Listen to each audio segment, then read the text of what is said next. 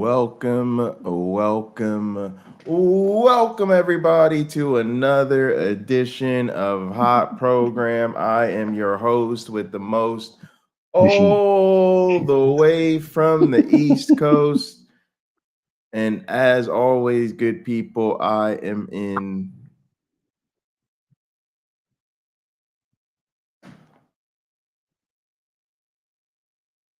airplane mode. And now a man who wishes he could cure infant hiccups, but has no idea how to do so. A man who needs no introduction. How you doing today? And a baby who has newborn infant hiccups. Say hello to my little friend. Wait, my wife is saying she's not a newborn anymore at 4 weeks, 4.5 weeks. Well, I don't know if she's an infant either. How old do you have to be an infant? 1 month is different than 4. Well, I think infancy lasts more than 1 year, but she's big. She's big. Look at any fisherman would be proud. It says usually under 1 year old. Yeah. So and this is the longest I think she stayed on camera, because normally she's like, I'm out. So she needed to be burped, so I have her down here. So but I think I'm the specialist. So hey, I wanted to share. Go ahead. No, go ahead.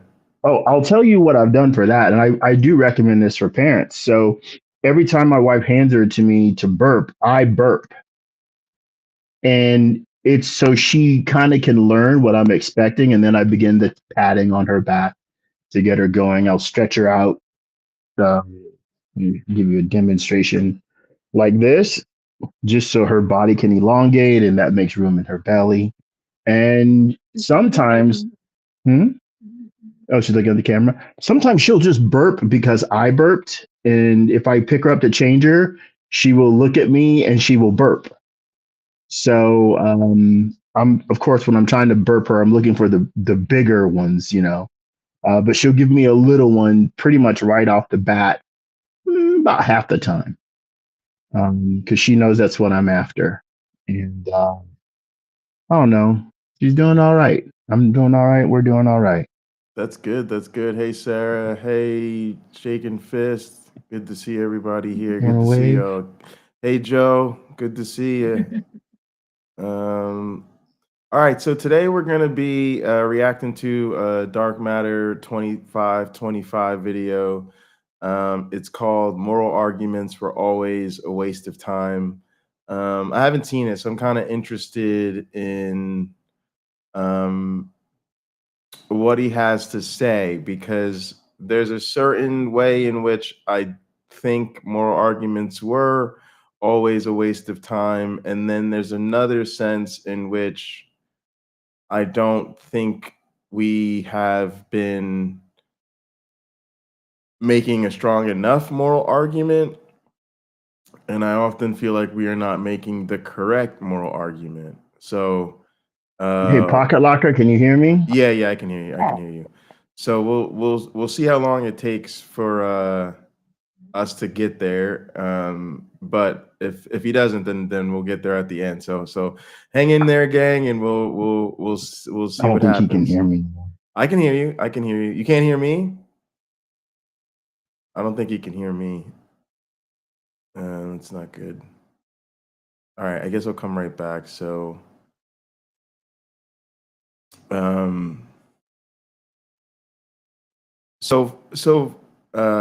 okay, no, he's here. All right, hang on. All right, welcome back. All right, so let's go ahead and jump into it. Roll tape.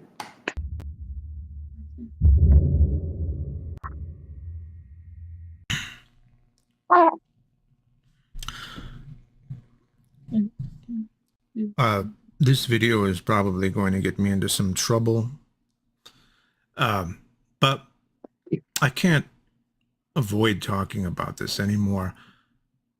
More than anything, I think it was my own denial that kept me from figuring it out well enough to be able to speak about it. I'm almost 50 years old, and I thought that by now, when my life is probably more than half over, Oddly I would not have plausible. much more Let me turn that up a little bit. to learn about human nature, Hey, YouTube but punk. I was wrong. Even to this day, I am continually shocked about how much more cruel and ignorant human beings are. Now, when I was a little boy, I thought the adults were so knowledgeable and they had everything under control. Powerful people in elected offices, the president, Congress, governors, mayors, etc., were supposed to be the best of us. That's what I thought, anyway. But as Dark Matter looks like a younger version of Michael Beverly. I think it's the beard. I think it's the It's the beard. beard. It's the Yeah. beard. I think Dusty Smith looks like a young version of Michael Beverly, but I I think think that's he, closer. Yeah, it's interesting. yeah, as an adult with more understanding about the world, it has become very disconcerting to listen to these people talk and realize just how dumb and dishonest they are. And they're the ones in control. But who put them there? My own neighbors, my fellow Americans. We are a species of terrifying diversity. And I don't mean diversity in the modern sense of race and gender. I mean it in the sense that there are some human beings who are capable of discovering the Higgs boson, while others can't even figure out that the fucking Earth is round or that dinosaurs existed. And that wouldn't be such a problem if the ignorant at least understood that they're ignorant. But they don't. They're arrogant and confident. And it seems like the ignorant are becoming more influential because they have no respect for the knowledgeable. All right. can you Now, pause it? yeah, Oh, yeah. thank you. Go ahead. All right. These last few days, I've been having a conversation with one of my new neighbors who is a Trump supporter, and he is a doctor. And I can confidently say, only if I am dying and he is the only one around would I want him working on me in any capacity. I mean, if I had a headache Yeah. or needed to be bandaged in any way, because he may be a brilliant physician, but when it comes to not being a hypocrite, when it comes to processing information, when it comes to comparing and contrasting, he's not showing me a lot of promise. Um, I think what we, and I've mentioned this before on Hot Program, people know of things, people know about things, and some people know things. So, specific topics, a nuclear physicist may be able to speak and write volumes on nuclear physics, but they can't change the oil in their car. They're not the person you talk to about that. And the guy that changes the oil in your car, probably for the most part, isn't going to be very conversational about nuclear physics. So I think what we are seeing is a lot of people, now that we have social media and it's super easy to communicate with people, coming out of the woodwork to express their uninformed opinions. And when you present them with information that shows them they are wrong, unlike when I was a child where people just simply admitted they were wrong or like, you don't know, nobody knows everything, which was something I heard a lot. And I can say about myself, I don't know everything. Instead, now there's I'm just going to repeat what I already said, even though you shot it down. Hey, Mikey. Hey, Al. Yeah, no, I totally agree. I think so. One thought I have is that we have totally misrepresented both as producers and consumers what is intelligence. I had this conversation with a friend of mine because there's another faculty member that they think is like super smart. The quote is one of the maybe the smartest man I know. And this person is a Trump supporter. And I had to explain that they're disqualified from being one of the smartest people I know. Or for me, they're disqualified from even being a smart person Mm-hmm. because I said intelligence is something you demonstrate to me. And I am about what I consider to be instrumental intelligence. Like, what can you do as a result of your intelligence? And to me, being able to fix things, being able to build stuff, being able to teach or whatever, those type of things make a lot of money. Those things are impressive to me, but only when they are in addition to basics. And so, right, like, because you could do some things that are, let me be clear, you can do some things that require a lot of intelligence. But something I think we mistake is we mistake us being an intelligent species with what it means to say you're an intelligent person. See, I could say at some level, everybody's an intelligent person. Can you tie your shoes? Can you make ham, bacon, and pancakes for breakfast? Can you drive a motor vehicle from your state to another state safely? Right? These are things chipmunks can't do. These are things dogs can't do.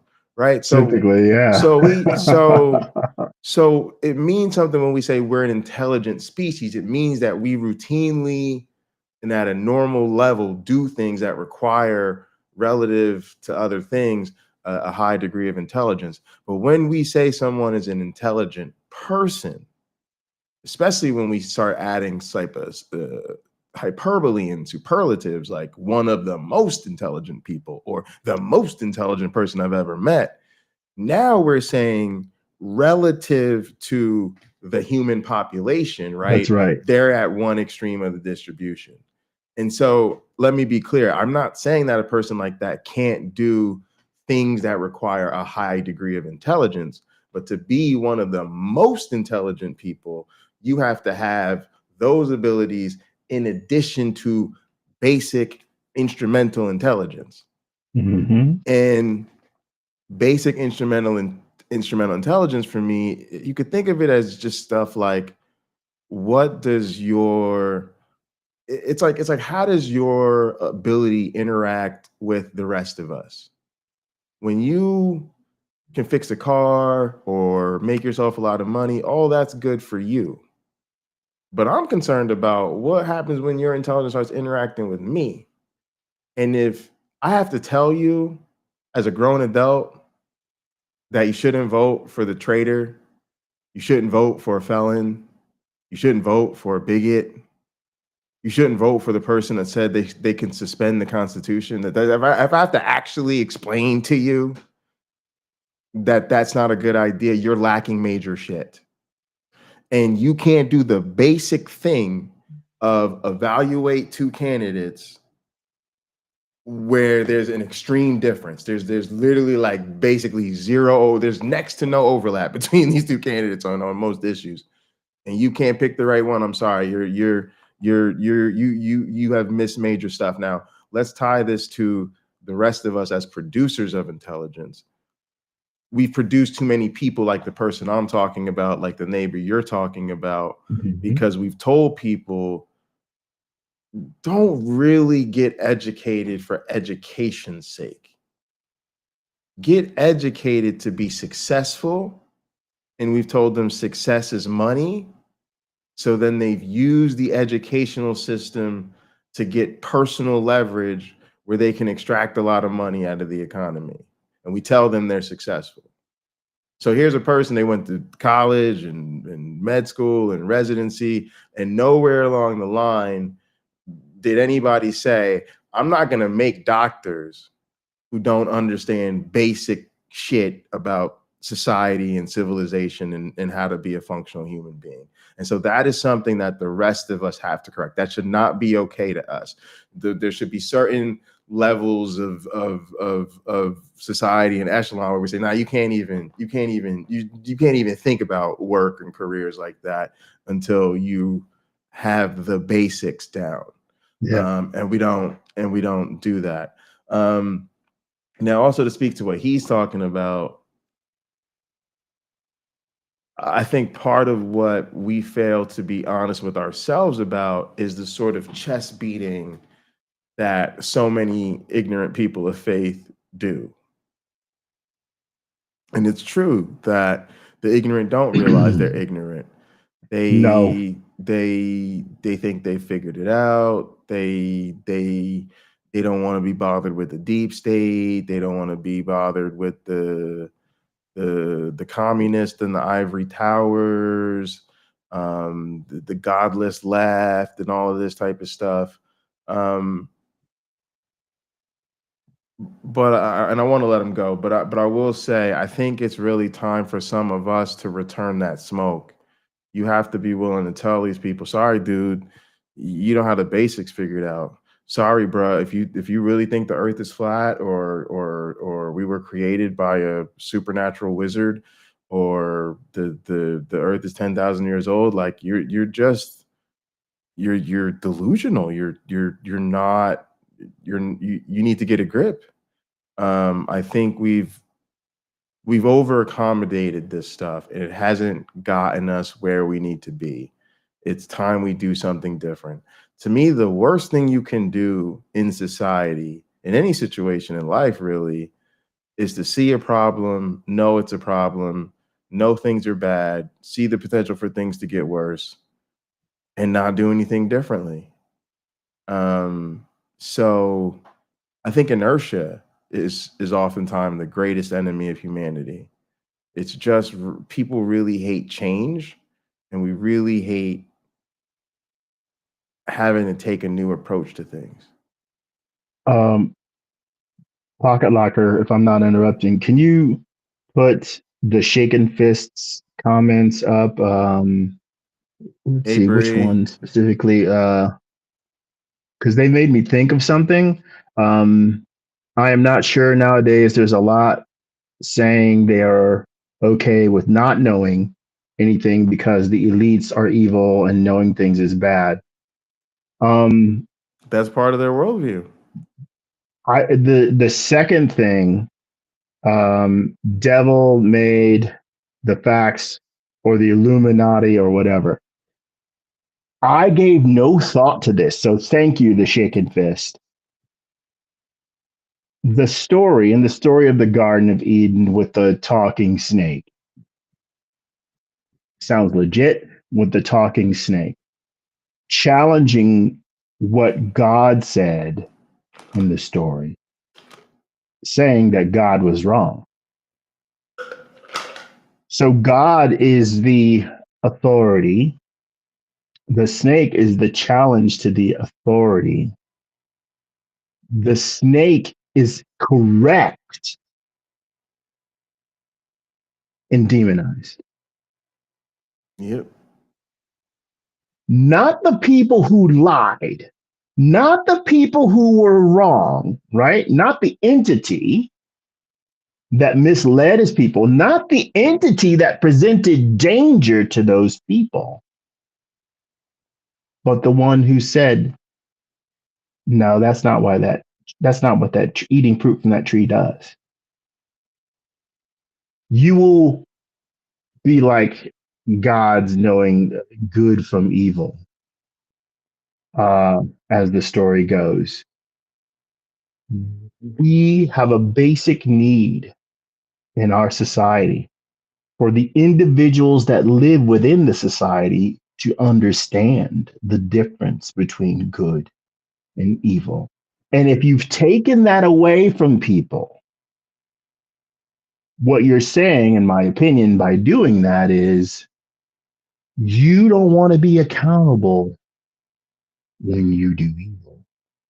And this is part of the argument to me that's in a sense against religious liberty. There's an argument that says to me that you therefore you should not indoctrinate children.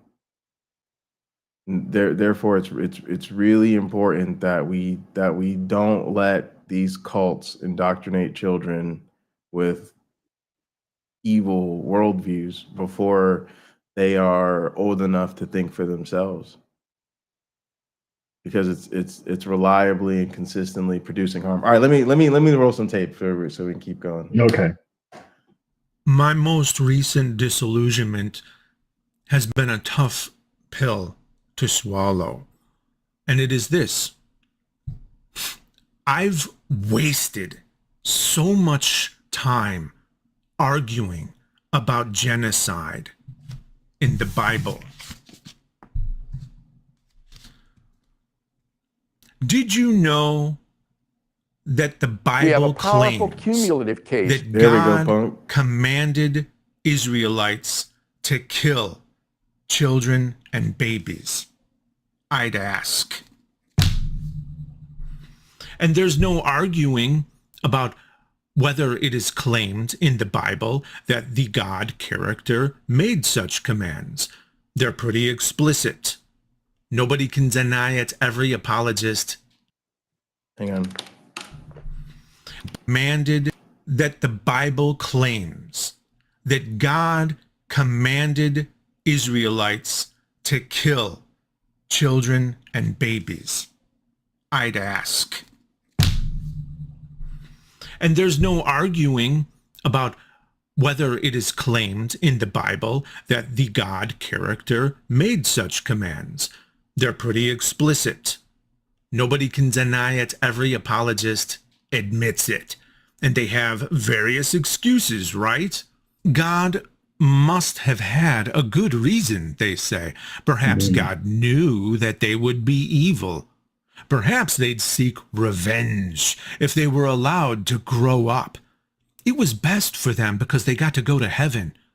God created life so God can take life. They needed to be totally wiped out because they were evil people who did child sacrifice, so they all needed to die, even their children. You've all heard the excuses. But you know what I've realized as I've reached nearly a half century in age? I've realized the hard truth. And the truth is, they don't care. The excuses. Oh, whoa. And the truth is, they don't care. Y'all, we need to sit with this for a minute. We just need to sit with this. I didn't know, like I said, I didn't see this. I didn't know what this was about. I love Dark Matter 25, so I knew it'd be an interesting conversation. But this is what I hoped this was about. This is what I hoped it was. And I don't want to trivialize this. I don't want to blow through this, y'all.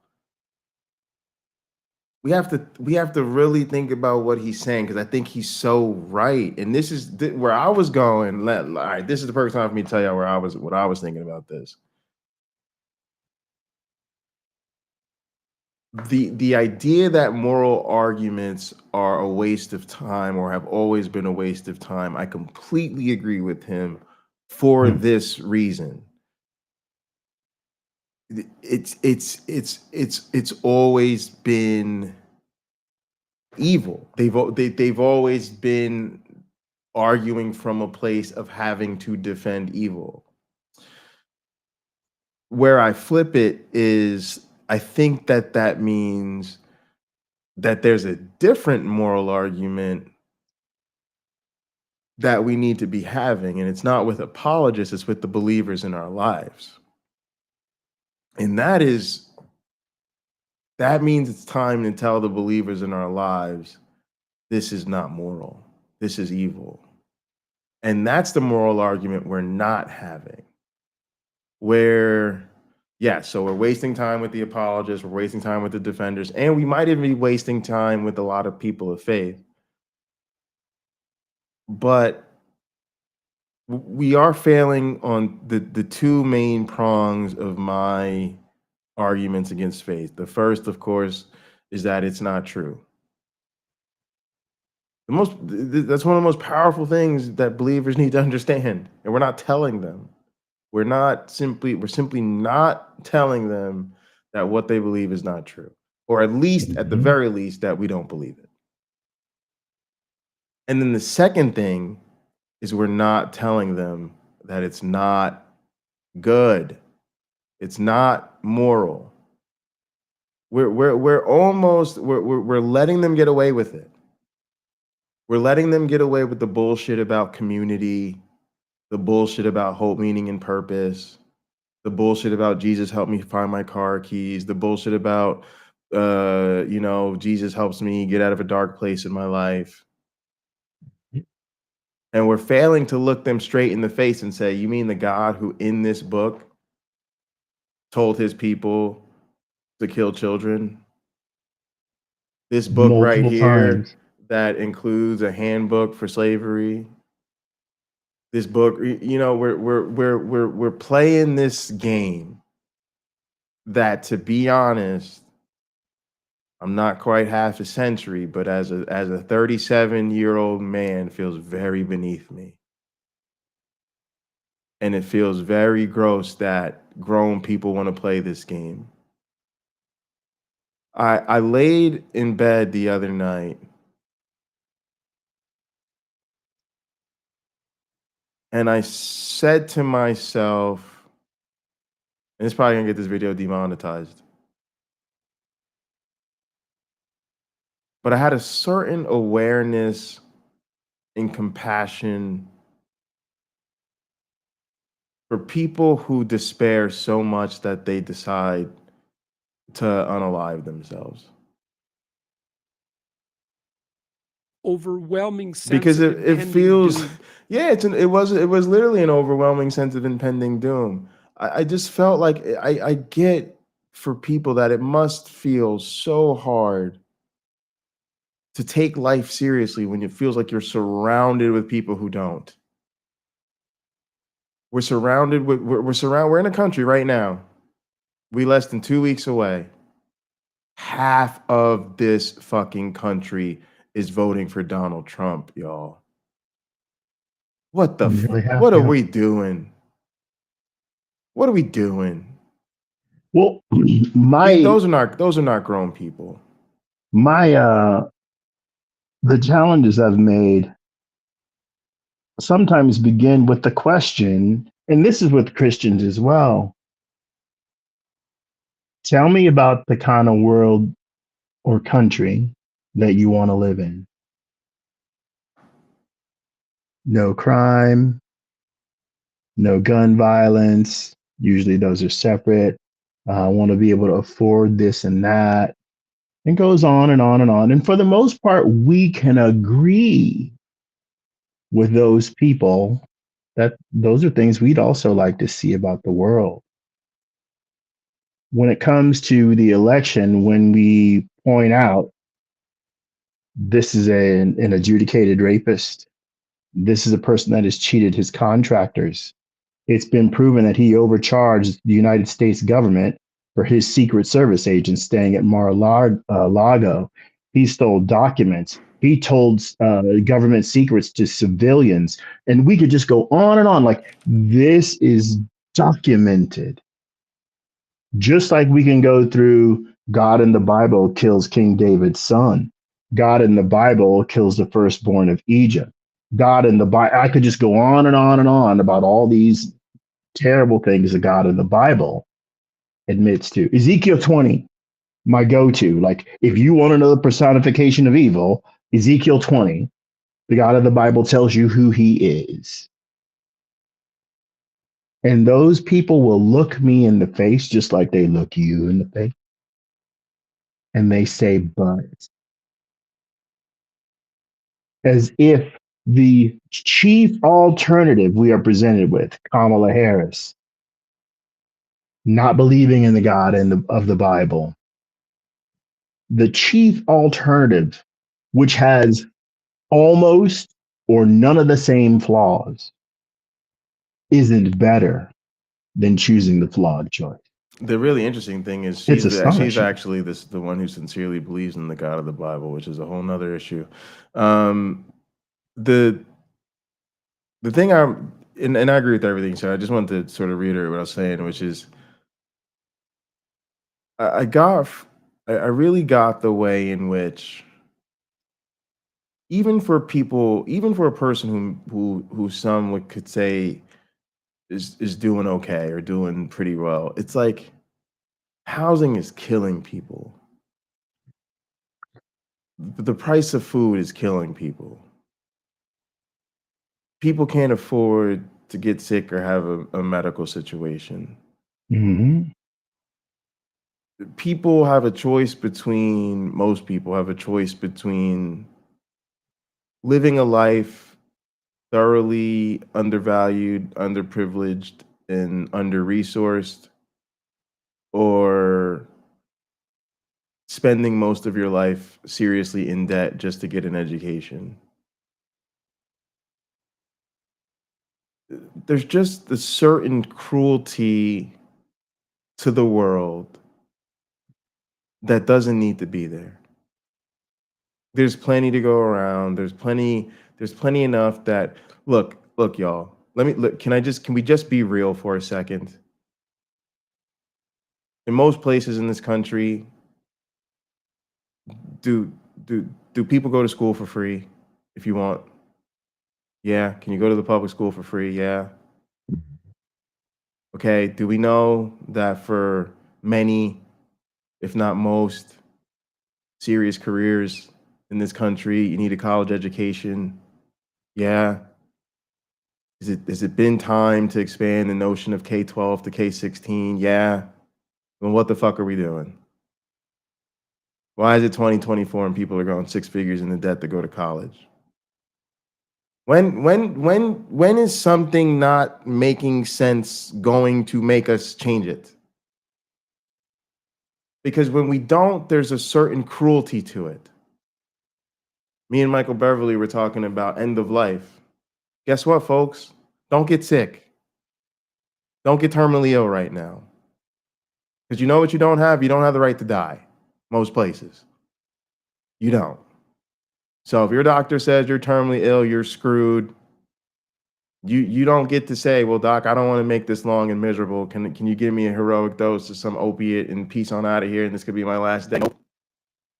You're going to have to ride it out and die a miserable, long-suffering death. Why?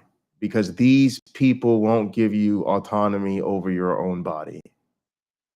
And so it makes sense for somebody to just say, no, you don't take my life seriously. So why? Why should I play this game of life as a human being when my humanity doesn't matter?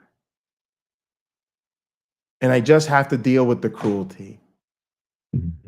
I just have to be economically miserable my entire life while seeing nothing but abundance all around me until the day I'm old and dying and miserable and nobody will let me do anything about it. And there's just a certain cruelty that should not be okay to us. But again, there's almost half or in a sense even some sort of serious majority and electorally sort of almost like a super majority of people who just can't meaningfully move towards getting us the basics. I think in the United States, there's a major problem, and it's not seen as one because a lot of people don't embrace what I'm about to say. The beauty of America isn't where we come from; it's our potential. There's so much potential to be further along than we are. That isn't new. It's been there for 100 years. But people have been pulling back on the progress, right? They've been yanking on the reins for far longer than 100 years. What do you mean equality? Right. What do you mean we're not all the same? And that doesn't mean that this guy can't run faster than anyone.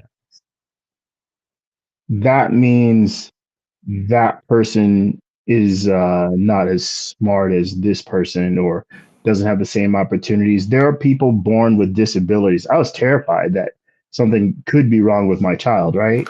Which meant her life would have a completely different set of circumstances I was utterly unprepared for. Yeah. A lot of parents go through that.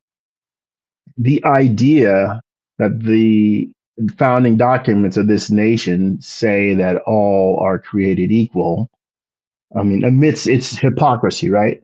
Other Right. places, because they didn't consider Black people equal, which is why we have an electoral college. They considered all landowning white men above the age of 21 to Right. And a be lot of people, enfranchised. I wouldn't even say equal, but enfranchised. and so when we have this discussion or these discussions, we'll often hear a person lobby for their subculture, their subgroup. Well, I think anybody with a family, you know, if you have children, your children should get a vote, and the parents can decide who those votes go to until the children are of age. I can only guess that person who comes up with that has kids. Right.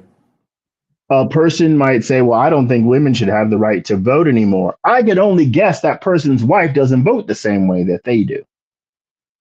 And when a woman says it, I would happily tell her, ma'am, you don't have a right to take it away from other people, but if you choose not to vote, that's okay. No, but even It then, would a be lot of better them, if you got a lot informed and of made up your mind. Go a ahead. lot of them do so because they believe that effectively, a lot of times it's conservative women, right, who want ostensibly things to go to the right. And so they believe that women voting pulls the vote to the left. So if they believe if women didn't vote, they'd have a more godly society, right? For instance, right now, a lot of them believe because it's hot right now. It's a hot topic. It's been a hot topic since Trump came on the scene. Well, why is it? It's because Trump dominates with white men. So if they could go back to a time when only white men voted, they wouldn't have to they wouldn't even have to worry about the Democratic Party. They wouldn't have to worry about the left. They wouldn't have to worry about the woke. They wouldn't have to worry about Black Lives Matter. So to your point, it's them thinking that that's a shortcut to get what they perceive as their best interest. Mhm. So yeah, they're willing to take away other women's rights to vote if that means they get what they want politically. Yes, yes. Yeah. So Yeah. people who continue in that vein where they want it for their group, but not for other groups, are hard to talk to because while they know they're hypocritical, they are feeling a sense of loss because they don't have an advantage. When I work on the various projects that I do, I try to hire the best people I can freaking find. I'm freelance. I do my best to hire the best people I can freaking find. The issue with that is so do other people. They're looking to get those people too. So there's a competition. So if I have an opportunity to get someone who's pretty good and strengthen them, sometimes it's worth taking. Like, look, I know if I keep looking and looking and try to give this guy a little more money to get him to leave his job, somebody's going to do the same with me. But if I get this person who I says, I'm going to teach you the 10 things you need to know that are based on things you already know, so you can be excellent at this, that person, I'll probably win their loyalty. I've had numerous employees tell me, I will quit any job I have to come work for you again. So I think I did something right with those people. Right. But those are people often I've given a chance to, or when they worked for me, I took very good care of them. Down to even saying to one of my supervisors, I need to hire this person. You don't have the budget to pay them what they're asking for. Take it out of mine. Take it out of what you pay me. You'd give up your salary, some of your salary to hire that person. I said, you're darn right. And when you see her do her job, you're gonna understand why. And he wrote to me, he goes, I see why you hired her. Yeah, yeah, that's great. So, I think we can't be afraid for someone else to do well. If we had a nation that was focused on everybody who's here or anywhere else doing well at their goals that are productive, we wouldn't need gangs to convince kids that they're the only group of But people see, willing to give them a this is part chance. of the thing. I think Go ahead. I think that's part of the thing with religion is they're not wired that way. They're wired to put their group above all. I think a big part of the problem I'm seeing now, even with um, a lot of the current conflict, is you know I think we're butting up against certain things. I think a lot of the people who are defending Israel, it's very much feeling like they're buying into the notion that they're the chosen people. It turns out Yes, a lot of people feel that way. never again did it mean never again for anyone. It meant never again for them. And they seem to be doing they seem to be taking a very biblical approach to things. And then a lot of people are coming along and saying, well, this is their homeland, this is their and even atheists and secular people and people on the left, and they're literally buying into their holy book. They're literally they're they're they're acting as though their fictive history is real history, and then apologizing for a real genocide. And so it gets to a point where we have to look at the ugliness, and we have to say, number one, Israel's committed war crimes, and maybe has gone far enough to even delegitimize itself as an independent state. You don't like them apples, don't elect fascists, and don't do genocides. And but on top of that, we have to look the people in the face, including the people here that are supporting it, and saying, "Sorry, you're not the chosen people." And look, y'all, like there's a real genocide going on.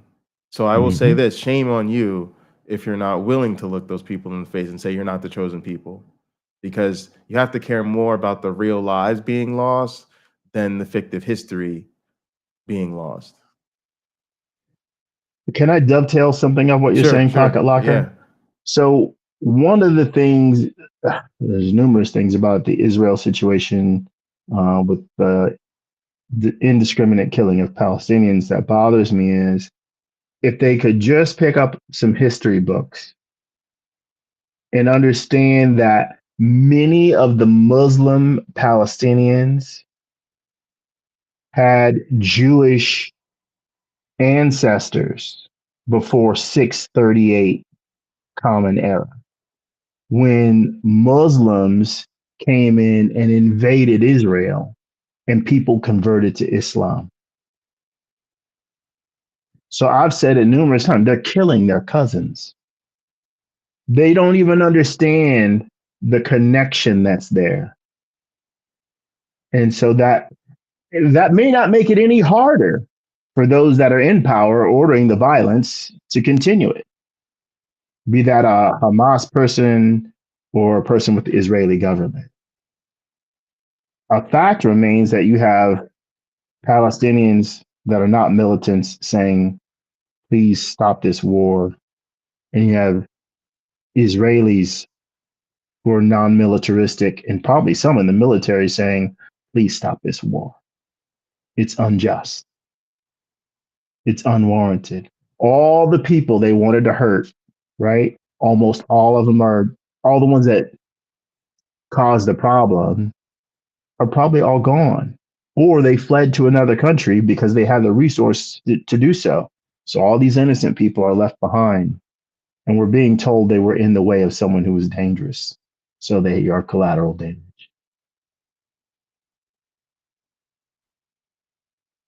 I don't know. yeah. I just I just blocked Bless Be He and restreamed. They've been blocked on my channel for a long time, but I don't have any tolerance for that. Israel is blessed right now. I just don't. Like, again, like, believe these lies if you want to, but you can't just go spewing that stuff in polite company and not expect there to be consequences. They're bombing hospitals, they're killing children, they're killing Mhm. men and babies. You want to turn around and tell me they're I just don't have any. Blowing I'm up sorry. neighborhoods. I don't have any I don't have any tolerance for that. The excuses they give for the God of the Bible aren't really excuses for God. They're excuses for themselves so that they can pretend to be moral. The truth is, they don't care about the slaughter of children, and they don't care about whether God commanded it or not. How could I say such a thing? Well, because it's happening right now as I speak these words, and they still Yeah, you're don't. welcome, gang. Sorry, like, we're we stream on my channels, but when we do Hot Program, it's also on my One Black Friends channel and the Hot Program channel. And so Bless B, he's been blocked on my channel for a long time, but she can go on the other channels and then it comes through the restream chat. But I just blocked her on all of them. I again, if you want to like troll me about evolution, like, I don't care. Creationists, they stupid shit to me all the time, but that's just too far. Care. And this time, they don't even have the excuse that God commanded it because it's not in a so-called holy book to tell them what to think. No problem, y'all. Once again, the Israelites are slaughtering children and entire neighborhoods. And what are the good Christians of America doing about it? They're sending them weapons and money. That's what. And this is one of the very few bipartisan issues that exist. So it's not like you can just vote the problem away. Though while Trump has always provided and expressed strong support for Israel with our tax dollars, I will say I want to say something too, like, because I totally agree with him, and this is monstrous, and I know I'm a Kamala supporter. I look, I think it's going to be Trump or Kamala. I think Kamala's expressed support for a ceasefire. I think most people who are serious about a ceasefire have endorsed Kamala. I do understand that people on the left also don't support Kamala over this and want to protest her too. I don't think that's good for the people of Israel because Trump will give them what they want. But I want to talk to you guys a little bit about something I experienced to help bring out this difference. And it was way before the October 7th incident. It was way before the current escalation in what we see. It was actually even before COVID. So back in 2019, when I was playing at a church, I spent a lot of time hanging out with the, young lady I was hanging out with. We were hanging out. She's a Christian, so Christians don't do boyfriends or whatever, right? Um, so that type of Christian doesn't do boyfriend, I should say. But we spent a lot of time together, and so she worked for the Speaker of the House for the state I lived in at the time, which is Michigan. And the Speaker of the House was a Republican. And so, one of our little mini dates or whatever was I came to the Capitol. You guys know I used to work in law, I used to work in politics, so I love a good tour of the facilities.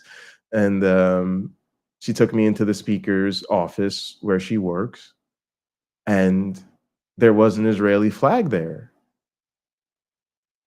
And I just remember asking, like, I just remember feeling like this is so weird. And it felt wrong. It felt wrong. Like, even as somebody who, like, doesn't, I don't think flags are pieces of cloth. I don't think they mean much. But there was something to my sensibilities that said, what part of being a representative of the state of Michigan in the United States of America is you flying an Israeli flag? And so then I'm like, well, are they from Israel? If they're from Israel, it's all love, right? If it's just You can understand that. yeah. If you just want to rep your country and fly your flag, that's fine. No, of course, white guy, right? And so she was just like, oh yeah, he's just super pro Israel and da da da da da da. Like, and oh okay, cool. I just thought that was weird. So I brought that up to say to y'all that's part of the difference we need to be thinking about, right? It isn't just the top of the ticket. You know, Kamala's like, yeah, I support a ceasefire, and Trump is like, I support giving Netanyahu whatever the hell he wants.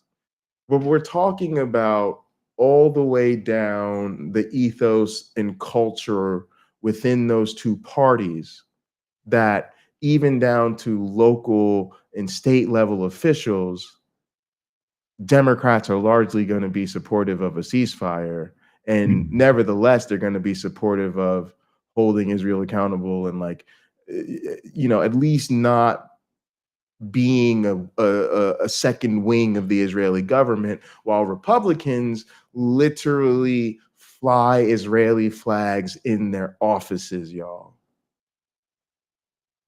You gotta be serious about that difference. So yeah, I just want to throw that in there. But yeah, I'm with him. I think this is and this is it. This is it. Like, and again, this is like, I don't want to say a good time.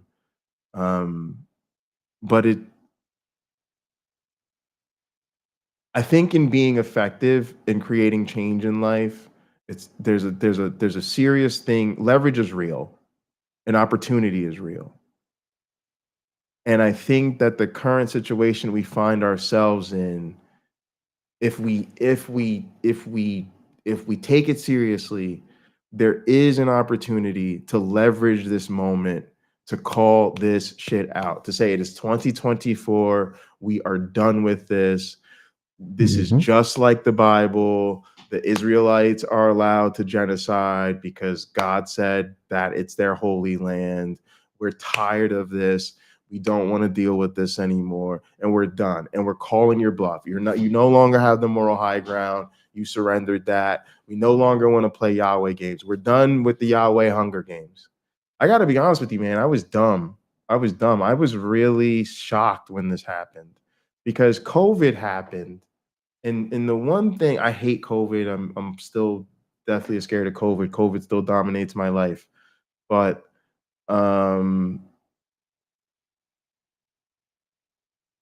when COVID happened, the one thing I noticed was we weren't talking about war. You know, the act of fighting was actually more dangerous than whatever you thought you were going to accomplish by fighting, right? It was like you could try to kill another enemy right now, but just your army getting together to figure out how to do so is probably going to kill more of your army than the enemy. So war just didn't make a whole lot of sense during a pandemic, and that's like the one silver lining in a pandemic. And I was stupid enough to think that people were actually reflecting on that. I was dumb enough to think people were actually going, yeah, maybe that whole, like, bombing people because they live in the wrong border is like maybe something we just shouldn't do anymore. But boy, it's like it was the opposite. It was like as soon as COVID started to recede just a little bit, the warmongers were like, "Coach, put me in the game. I've been sitting on the bench." Like they were just right back at it. And so then we got Ukraine, and then we get this, and then we got all the other genocides that's picked right back up. And it's like, and now it's just like the pre-COVID map. There's just war and conflict all over the place, and maybe even we have some additional ones. So I don't know, y'all. What are we doing? Like, I just I say you should never want to live through pandemic, and you never want to live through wars, and we're living through all of this, and I just don't understand it. I don't get it. I don't even understand. Like, I know I sound naive, y'all, but I literally don't even understand war in the current context. I don't understand how there's still some sort of super high level global structuring of governments and arrangements that war is even possible. I just don't understand it. Well, All right. It's funny who simply wins a war without losing something that is more valuable than the war itself. You know, you lose all those people. The other side loses all those people. And the chances are the war should be between the two roomfuls of people that decided to go to war. And they should leave everybody else out of it. Mm-hmm. And the last one of them standing, somebody can pat them on the back saying, good job. Now, we decided not to fight each other, the rest of us, because there's Right. nothing in it for us. Nothing at all. But you do you.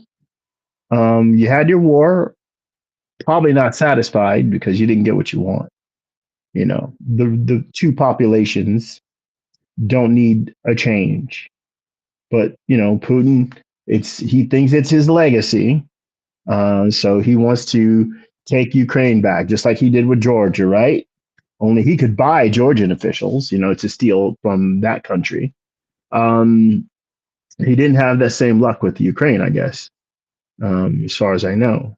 But yeah, people just taking what doesn't belong to them and feeling really good about it and having some big, powerful group behind them, be it their own army or someone else's, to help them do it and make sure they succeed. It's terrible. Yep. All right, let's roll some tape. That at least the Democrats are starting to express some willingness to withhold support, a baby step in the Oh, right. I remember what I was gonna say real quick. It is important to recognize that the Democrats have a better position on this, but I do think this is really serious, and I do think that even if Kamala Harris were to win, which is what I hope happens, this will define her first presidency, and if she doesn't handle this appropriately, her legacy as a American leader may already be in the tank. It may already be done. So you know, come, I wouldn't quite say November 6th, but maybe, you know, January 7th or January 20th, once she takes the oath of office, it's then going to be all hands on deck. What are you doing about the situation in the Middle East? I don't want to hear no nothing. I don't want to hear no nothing. I don't want to hear no nothing. I don't want to hear no nothing. We put you in there, get it done. So, yeah, go ahead. Well, finish your thought, but I'd like to know. No, that's it. That's it. Is it okay? I would like to know what you think she intends to do once she is in office, if that ends up being the case. I think she intends, I hate to say this, I think she intends to ask nicely. I think she intends to really, you know, make it clear to Israel that it just has to stop. I think she may go as far as to try to pressure Congress to pass something or do some sort of resolution that, to be honest, I don't think really will amount to much other than asking nicely. But I think if pushed hard enough in the right ways, it could be enough to where I think the better possibilities would be her pressuring Congress to do something that's not just asking nicely, but is the threat of withholding resources. That's not just, we're not asking nicely now. It's we're literally saying stop or else. I don't think it'll be a military threat. I think it'll be a threat of withholding U.S. support. I think one step further, and now I think in fantasy land, but not impossible, but I'm in fantasy land, is her doing some sort of executive action that is a threat to withhold resources. what I would love to see is her say this stops now, or else the U.S. is going to go to war with Israel. I'm just not going to play this game anymore. I don't think the American electorate has any stomach for that. I don't necessarily even blame, I don't even put that on her. I actually put that on us. I literally think it's our fault that as a citizenry, we don't have the stomach to do what we need to do to intervene. But yeah, that's sort of the range of possibilities I see. Okay, now what if you, pocket locker, were president? And in that same situation, given the, let's say the problems are still going on over there, they're killing off Palestinians to the left and to the right indiscriminately. I think I already sent the military. I think my thing is, I would say I said I supported a ceasefire as a candidate. When I became elected and you hadn't done a ceasefire and you knew I wanted a ceasefire, it was too late. I think I'm sending troops on day one. I don't have the same political inclinations Kamala Harris does. You're not trying to be president forever, huh? I ain't trying to be president forever. Exactly. I don't think that's No, what she wants either. I already sent troops. I think the question is a hard question. I know It was a hard question. You immediately have an answer, but the question is a hard question because obviously my thoughts are always with the innocent. I do wish I could put all the people who want to fight together in the same space and just let them fight. Like, you got to realize when you emerge from the octagon, the rest of us think you're stupid for wanting to fight, right? We would be fine if without the fighting, we'd be fine. But there are those elements who they want to crack heads open. Okay. Yeah. So UC put, I doubt any prevention will occur. They're all pinned down to the Israel lobbies. This is something that is a problem, and that's true. Can I answer my questions? Sure. You want to put that on the screen? I can't tell if you put it on the screen or not. That's fine. So from my point of view, I obviously want to promote the peace process. And if it's possible to do that from the time of the election till I take office, if I could be a part of that, I would want to be a part of that. And I would hope whoever was still in office as president would want to be a part of that too. So they could see, look, we're coming, we can disagree on other policies, but here we're in lockstep that we would love to see peace in the land, right? Get those people their homes back. I would have no trouble picking up the phone, calling some of these Arab billionaires and saying, would you be willing to spend some of your money to rebuild Gaza? I'm sure they would be like, absolutely. Because what's it to them, right? They can spend $5-6 billion and it's no money to them. See, I think what's happening instead is I think those people are getting together, but I think they're going to send that $5-6 billion to help Israel settle Gaza. I mean, it's already happening. Like that's a big. They're already settling. I said Arabs, not like Jewish people to settle Gaza. I do understand there are plans for that to settle Gaza. Sadly, Gaza has a lot of natural resources that are untapped. I suppose I heard someone say that.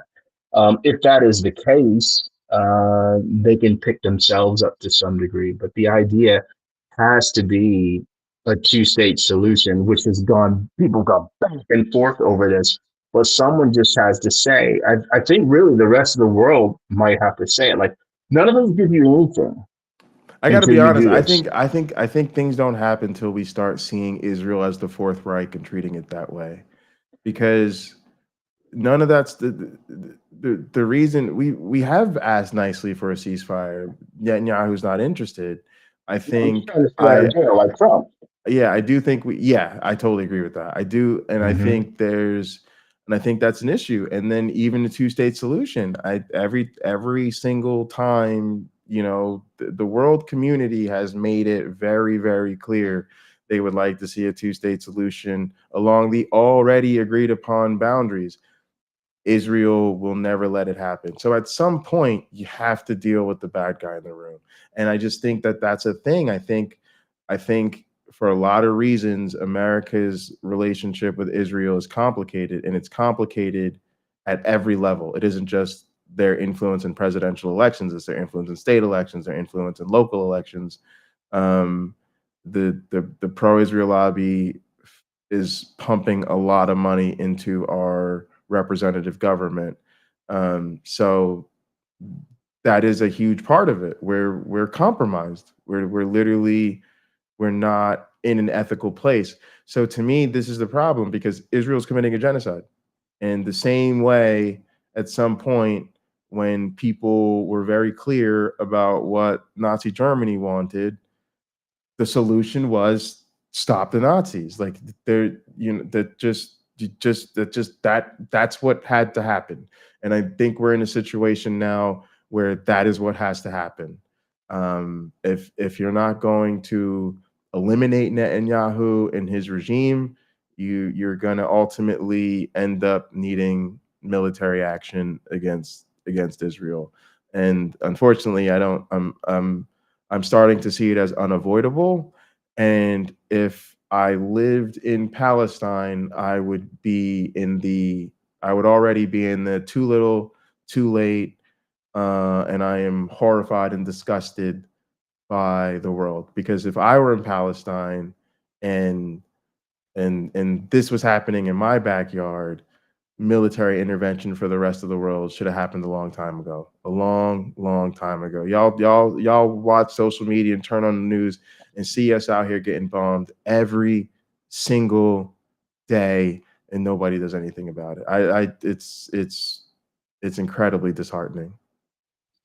I do almost wonder if there's an opportunity here to do what some had suggested when Jews were leaving Europe, rather than send them to Israel, have some countries give them their own patch of land.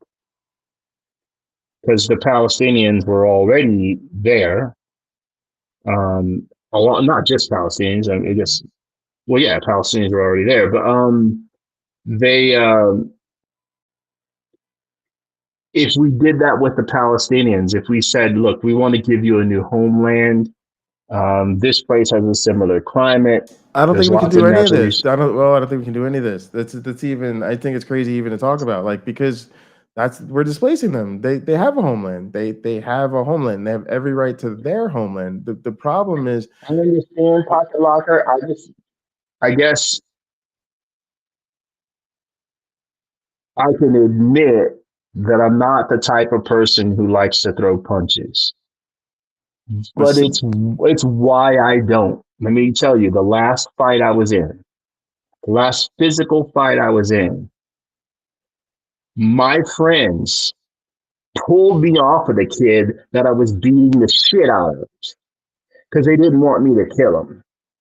And the thing I immediately did was started fighting my friends because I wasn't finished. but honestly, I think that's what Israel needs. I think Israel, I don't agree. I think because that is what they're doing to the Palestinians. And the other thing is, I think the entire Israel project is misguided.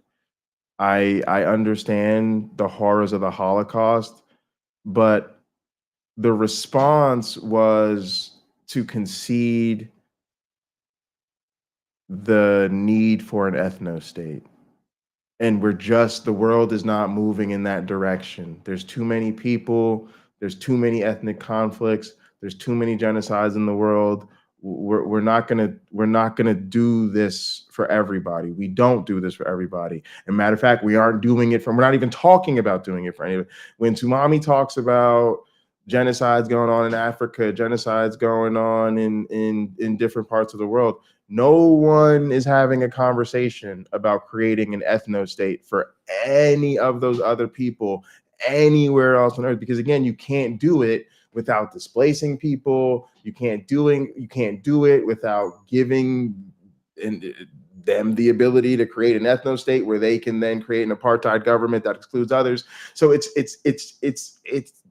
the Israel project is at as it currently is constructed is just, it's never going to work until the rest of the world says Israel doesn't get special privileges. We're sorry about the Holocaust. You don't get special privileges. That is the land occupied by other people, not your homeland. We're not gonna redo the world map based on what's in the Bible. That's never gonna happen. Stop. So here are your options. We offer the two-state solution. You can either agree to the two-state solution, or we can enforce a one-state solution that is not Israel at the top. So those are really the only two options. It's the two-state solution that everybody's agreed to, but remind you, we're not going to displace the Palestinians because the Palestinians are the ones who are fine with it. It's Israel who keeps rejecting what the rest of the world has already agreed to over and over and over again. So it's either the two-state solution, like for the umpteenth time we offer it to them, or sorry, it's a one-state solution. Palestinian and Israelis have to live together. We'll figure out a representative democratic government, because again, Israel cannot keep rejecting a two-state solution and genociding people. They're the bad guys, and I know you don't. Maybe you're the type who, if somebody came, broke in your house, said, "I want your house," you say, "Fine, I've got enough resources. Me and my family will pack up and we'll go somewhere else." That person's dead, and you won't find them all either. So that's a different thing. But I think that's what the Palestinians feel. And I'm not, and again, I'm the type who, you know, somebody comes in here and puts a gun in my face and says, "Give me your camera," they get my camera. But I'm definitely not the type of person who's going to tell other people that they should leave their homeland to avoid conflict with people who are trying to take it from them. But yeah, let's let this go. We're having a great show today. This is awesome. Direction. Yeah. It's a lie. Yeah, this is a serious hot program. Try to avoid civilian casualties. The truth is the perfect opposite. They seek civilian casualties. No damage is considered collateral. They shoot people on sight. They tell you where to go to find safety and then attack the so-called safe places and cut off any aid to those places. They give you their so-called warnings in English, not for the non-English speakers they target, but for us, so that we believe that they're the good guys. They deny them food, water, and medicine, with blockades and even outright attacks against aid workers. The children who aren't buried under rubble are slowly being starved to death, and they don't care. There are conservative Christians in the United States who will cry out about an aborted 6-week-old fetus that doesn't even yet have the equipment for consciousness. Yet when faced with starving toddlers or children blown to pieces, they'll say that Israel has the right to defend itself. They claim to be pro-life and pro-family, except for when entire families are buried under rubble, families who are found guilty simply because of where they lived, as if they had any other choice. Now this is the tone that we should be taking with this people. How dare you? How dare you look me in my face and say you are pro-life because you refuse to accept the death of a child that hasn't been born, but support this regime that is murdering children. Yeah, this is a strong point, and it's sort of what I was talking about earlier to some degree, where the God of the Bible, in my opinion, is not good. And I can't be a Christian. I'm sorry. I can't be a Jewish person. I'm sorry, because when I look at the God of the Bible, I see one of the most detestable characters ever created in a story. That's right. And I have been asked, if God could prove himself to be real to you, would you worship him? And I basically was, after I finished talking to him, telling him what his effing problem was, the answer is still no. it's still no. Yeah, absolutely. Any God, any deity should know better. I shouldn't have to be able to tell that deity how to be a better individual than me. But with the God of the Bible, it doesn't take me much to be able to instruct him on how to be a better God, Yeah. And right? Sumami's brought up some really good points, which is one that it's difficult. People put too much of this on the president, and you have to understand Yeah. that the right, the left, the independent, the socialists, the MAGA, it doesn't matter.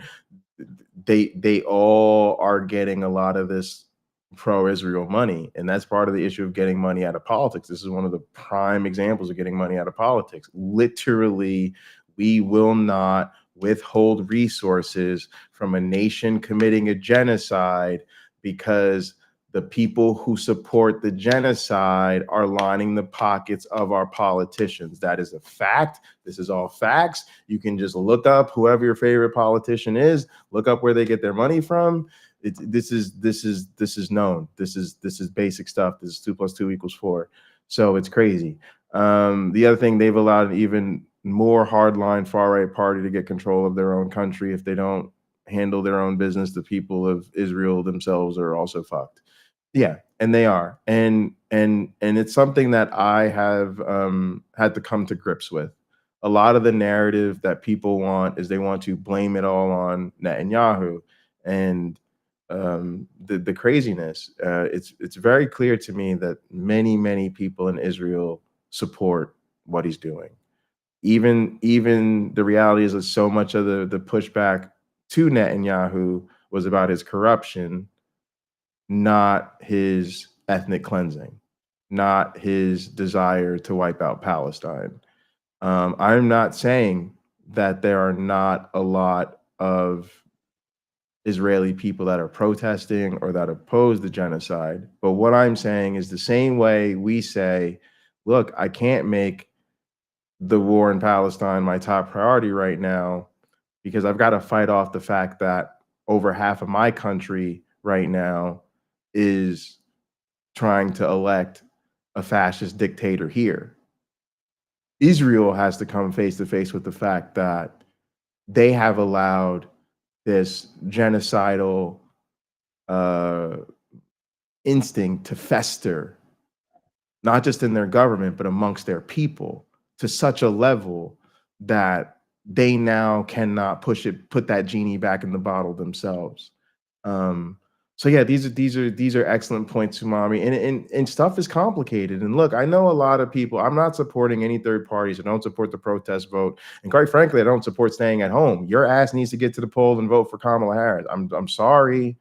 There just comes times in life where you have to make difficult choices, and the lesser of two evils is exactly that. But you have to understand, if you really want the conflict in Palestine to end, you have to at least take a shot at it. You miss 100% of the shots you don't take. You asked me earlier what I thought Kamala would do. I gave you a spectrum of things I think Kamala might do. But all of that, none of the things on that spectrum are possibilities under Trump, at least not now. None of them. And there is a meaningful chance that the Kamala spectrum shifts even further left, that it shifts towards her getting serious about withholding funds and weapons from Israel. It could shift towards her getting very serious about the possibility of military intervention in Israel or in Palestine. All that, or it literally either, either to defend the Palestinians or to attack Israel. And that's a possibility if she's elected, because if she's elected, we can put pressure on her to move in that direction. If she's elected, Israel can continue to do horrifying things that just keep pushing more and more of the American electorate over the red line, to the point that intervention just becomes, not intervening becomes politically unfeasible. And when not intervening becomes politically unfeasible, all of a sudden you will find out quickly there are actually more important things than the Israeli lobby. politicians figure out really quick. I love money, but money that I can't translate into votes does me no good. That's the hard math. Right now, they're still in, yeah, but that money's still really good. And it's so, but when that money becomes just straight up bad money, things can change. But you have to put the right person there that can even receive the pressure. If Donald Trump is elected, you're pissing in the wind, and it doesn't matter how bad things get. So please stop pretending there's no difference. Stop. If you don't care enough, then just say you don't care enough. If you don't give a shit, then you don't give a shit. If you don't, but to say that fuck Kamala because they're not meaningly, that's crazy. You're just not being serious about what the facts are. And no, this isn't a Jewish thing. There are plenty of Jews, both within the borders of Israel and beyond, who do not support this genocide. So any Nazis who thought they were about to find a fellow anti-Semite in me can fuck right off too. And I know there are Christians who don't support it as well. But I'm specifically talking about the ones who make excuses and then argue with me about morality. And they would scoff at me, an atheist, for defending these slaughtered people. Why don't you go over there, they say. Don't you know that they would put you to death for being an atheist, they say. They laugh at people holding a Queers for Palestine sign. They make jokes about it. Ha ha. That's like saying sheep for the wolves. Ha ha. That's like saying gays for rooftops. Ha ha. They're so dumb and delusional, right? I mean, you can even listen to Bill Maher joke about it from the comfort of his studio. You know what that is? It's mass guilt by association. And it's crazy too, because let's be clear. One of the things I don't like about some of these other regimes is that they're theocratic. And yes, a lot of these theocratic Islamic regimes are absolutely oppressive to LGBTQ people. If you think otherwise, you're batshit crazy and don't know anything about the region or the religion. But what these people are showing you is they understand nuance. They understand people are complicated. They understand, yes, bigotry against people like bigotry against people like me might be wrong, but we can get to that after people like you stop being killed. I'm not willing to set my humanity aside because people are prejudiced against people like me. I admire people like that. If you can say, I know these people have problems with me, okay, we'll get to that. That's very important. But I'm not going to sit back and watch those people be genocided. I just don't care. That's awesome. That's good for them. Good for them. Good for them. They understand being a human being is complicated and often requires a bunch of conflicting considerations, and then you got to put your big boy pants on and do the right thing. And that's what those people are trying to do. If you're in that part of the world, then you hold this opinion, period. Is that true? Or is that just what you're told, and so you believe, like a simpleton? Do you think there are no Christians, Jews, or moderate Muslims in Palestine? You think there are no gay people in Palestine? You think there are no atheists in Palestine? You think there are no people in Palestine who want religious liberation from extremists? Of course there are, and they're oppressed. People have risked their lives to send me messages from such places just to express appreciation for my YouTube videos, and I've had to tell them to please not take such risks. I know you're out there. The Pakistani government manually bans my videos. I get emails from YouTube telling me so. And before they did that, I used to get messages from atheists in Pakistan. I've gotten messages from atheists in Iran, Iraq, Egypt, Lebanon, and even Gaza years before this happened. Stop believing, blindly believing, the people in control of the narrative. The answer to their oppression is not to kill their children and wipe out their neighborhoods. Even if every single person in Gaza believed that all atheists should be executed and all gay people tossed from rooftops, do you think that means we should want to see their babies starved to death or blown to pieces? Yeah. Indiscriminate death sentences all around? How would that make us any better? How would that not create a precedent for them to follow against our children? As an American, are you guilty for everything America has done? As an American, are you in favor of everything America has done? Because that's the mentality being expressed here.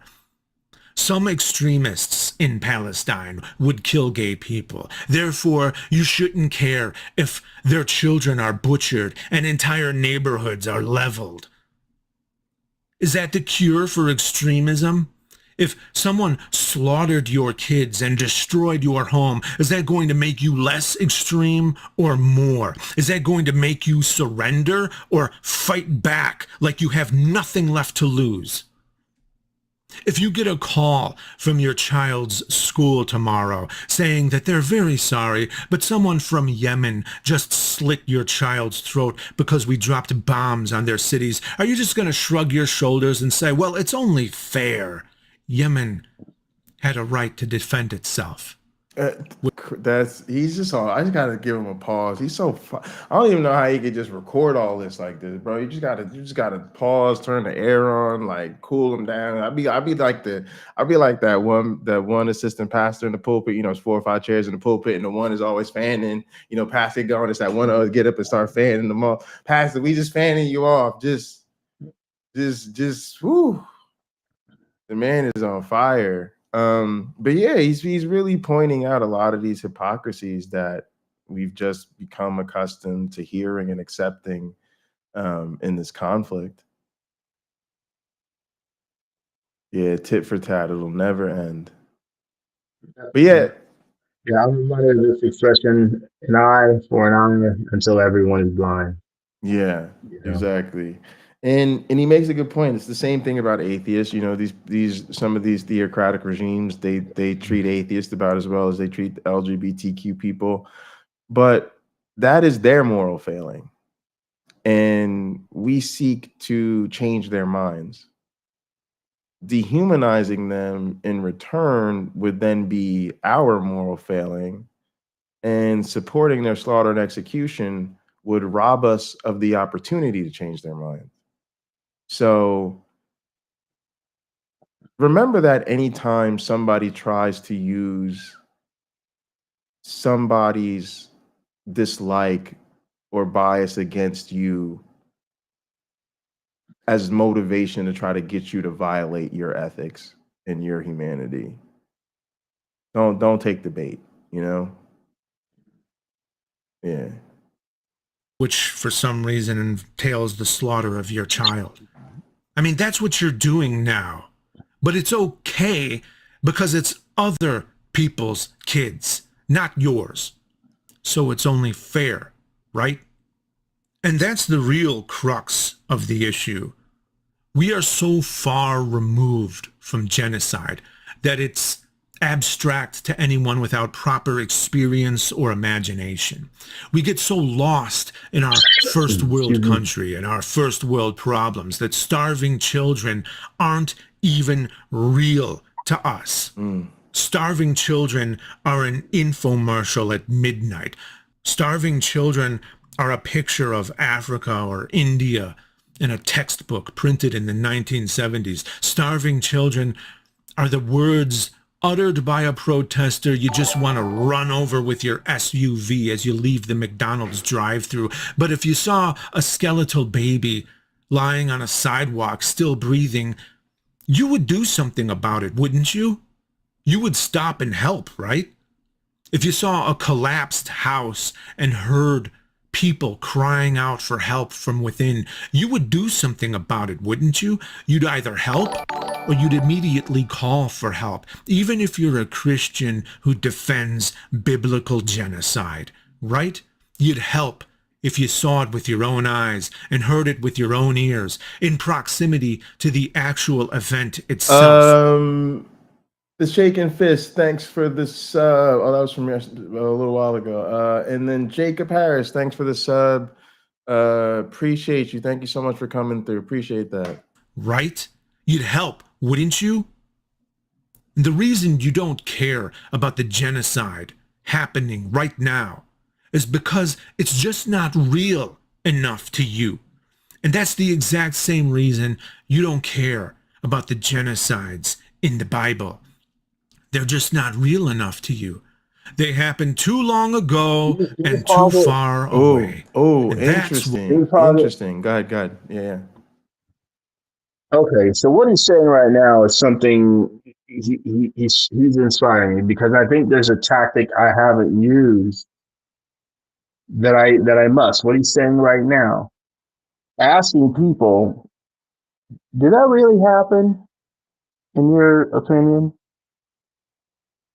And when they say yes, find out whether or not they think it's wrong. And maybe that's the first thing I should find out. Tell me about your morality. What is right in your eyes? And sort of lead them down on a path to where you can later find out what they really think if they say, well, everything God does is done for reasons sufficient to God. I wouldn't send people to hell. I wouldn't order a genocide. But God did that because he had his reasons to.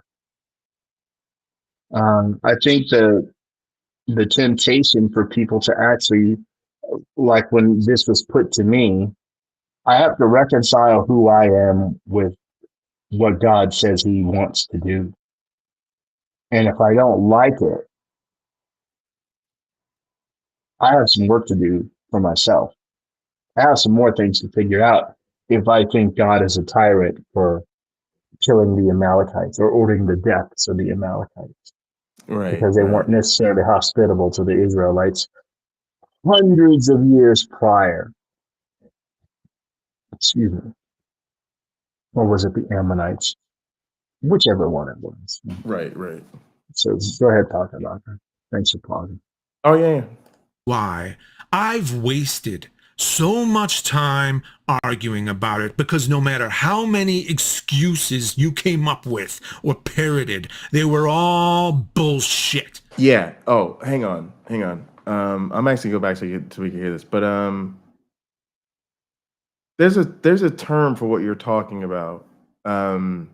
It's like something discounting or something. It's something to do with discounting, but it's like a name for this idea that he's actually what he stumbled on. It's like a well-established psychological phenomenon, right? It's even if you think about it, it's related to it's gonna sound weird, but an interesting evolutionary question is, why do women keep getting pregnant?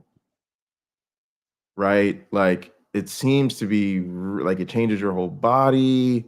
You get sick all the time, and then the only way to end all of that uncomfortness is to like birth a child, and it looks really painful. And It can be dangerous. It almost killed my life. yeah, and literally, I always hear the cliche of like a woman delivering a baby who's like laying in the as she's delivering the baby, she's swearing up and down she's never going to do this again. She's looking at the husband, what did you do to me? We're never doing this again. Oh my God. So why do they keep doing it?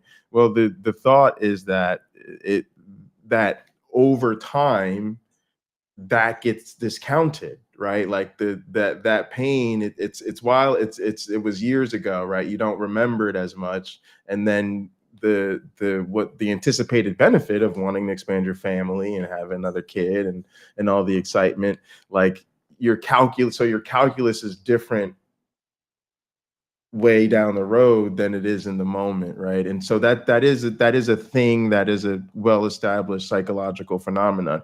And so I think that is a really effective tactic if you do it, to get a person to realize that, especially again, that's like leveraging this moment. That's like because now it's a good time to have that conversation and then bring it back to, well, this was going on in the Bible.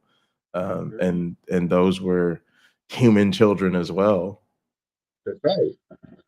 I I guess what we need people to see is everything we're trying to as we present our case or challenge theirs.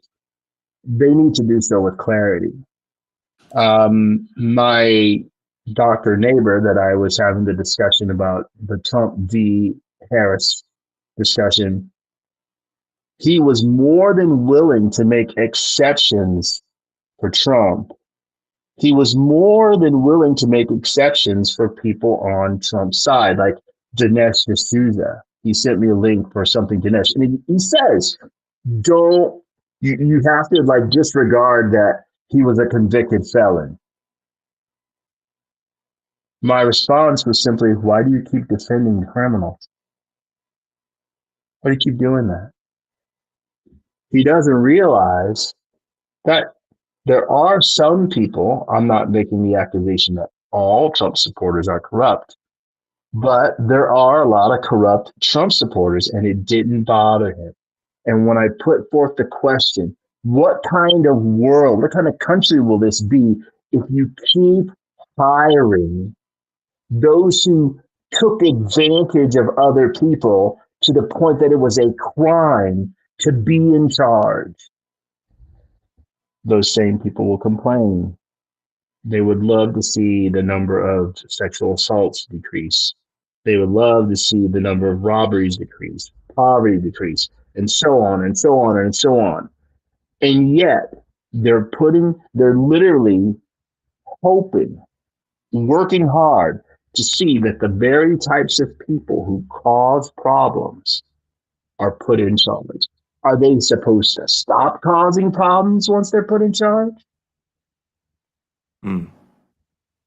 So many people have said, Dusty Smith says this a lot, we get the government we deserve.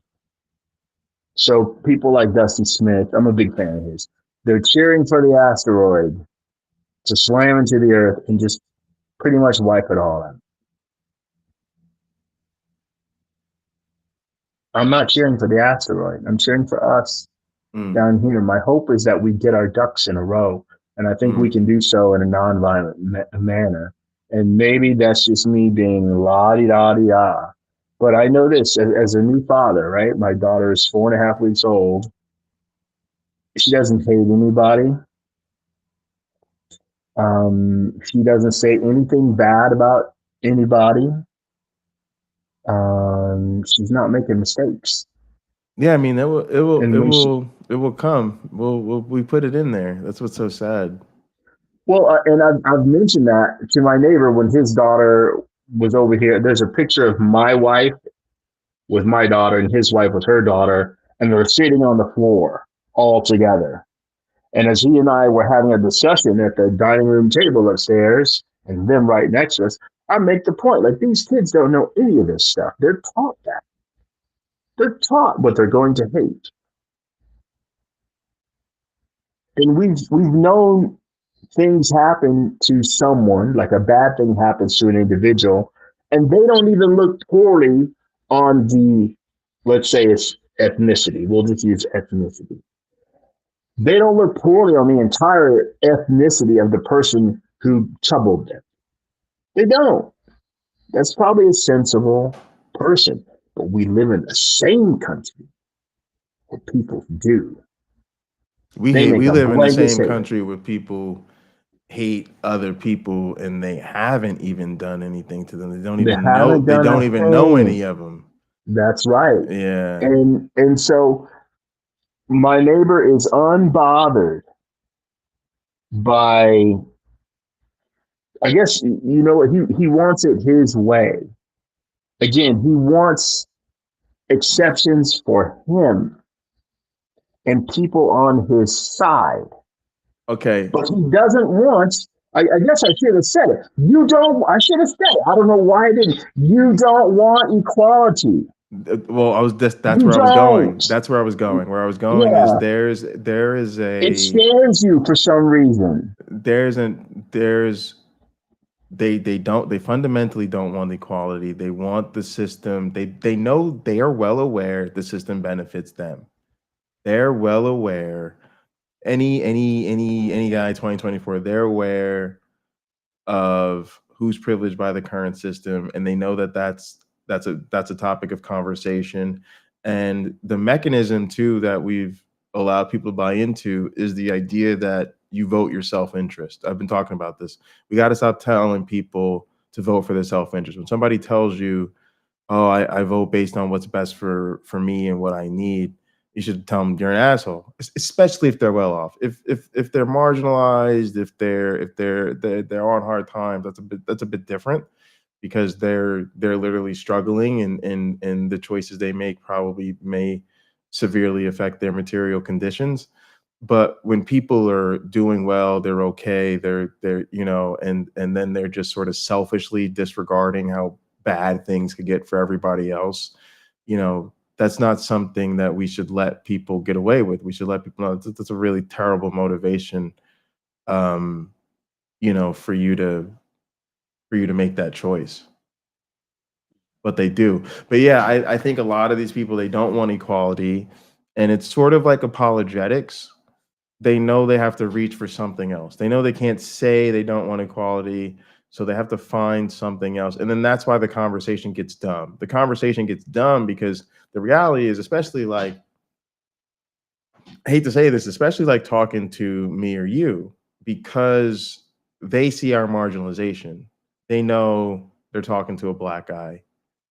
And who knows how often they do that or how many of us are in their lives, but it's a bit weird because, in a sense, we know that they're voting for somebody who's openly bigoted.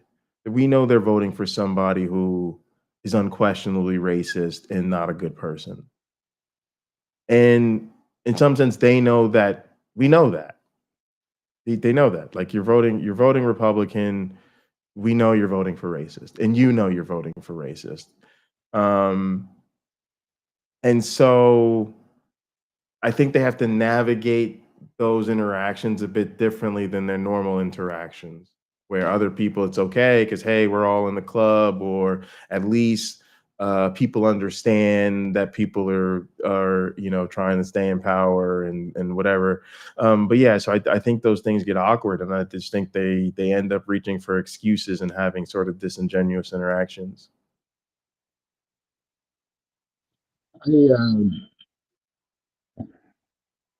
I guess a good follow-up question is, okay, you don't want things to be fair. Why is that? Oh, definitely. And explain it to me. Why don't you want it to be fair? Because if you're going to make me look at things you don't like about Kamala, why can't I make you look at things you don't like about Trump? And Or also, that I don't like about Trump? and Because also, chances are they don't like the things about him that I'm pointing out, and they wish 100%. they weren't fair. And don't phrase it this way, but another part of the question is, why are you such a snowflake little bitch? Because I don't understand. Well, Part of what these guys complain about, let me just say where I'm going with this. Part of these guys, they all talk about meritocracy, hard work, what they achieved, what they did. So what's up? You probably went to good schools. You became a doctor. We live in this really nice neighborhood. Your kids go to great schools. You make a lot of money. Why are you so insecure? That's real. That's how you put it. Don't put it my way. Why are you so insecure? Literally, you have the best of everything. Why are you so insecure that somebody else is going to get a few dollars, or somebody else is going to get a job, or somebody else's kid is going to go to college? You could send your kid to school. Why are you worried somebody else is going to go to school for free? What they got to do with you? Why do you worry about that at all? I tried to hit him where it hurts. I explained, you should really look at this Project 2025 business. You get money from your kids that you adopted. You two are disabled. So I looked it up. Like, how much money is this going to be? He's got 2 kids he adopted and 1 foster kid. So the maximum in California is around $9,300 a month. He's got 2 that need that care. So I'm going to max him out on those 2 and throw in another 1,000 for the 3rd kid. Now think of that. Just I'll make it round numbers. Yeah. $20,000 a month times 12 on top of his salary as a doctor. If you saw the stuff this guy owns, you'd be like, lifestyle hero. Lifestyle hero for sure. Sure. So if Project 2025 slashes the funding for all that, now you're on your own, buddy. You adopted those kids. You don't get anything. The mental health that's in place for kids that are adopted in California, government's not funding it anymore, state and federal, because the federal gave the funding to the state. Sorry, that's out. The money you get for having those kids, the money you get for caretakers, all that stuff, no, you accept the responsibility for them. That's super admirable, bro. Super admirable. So this brings up another thing, which I kind of got into in one of my streams when I was talking about the Jill Stein issue and why I don't think people should be voting third party right now. But a big part of what happens is the morons and the selfish,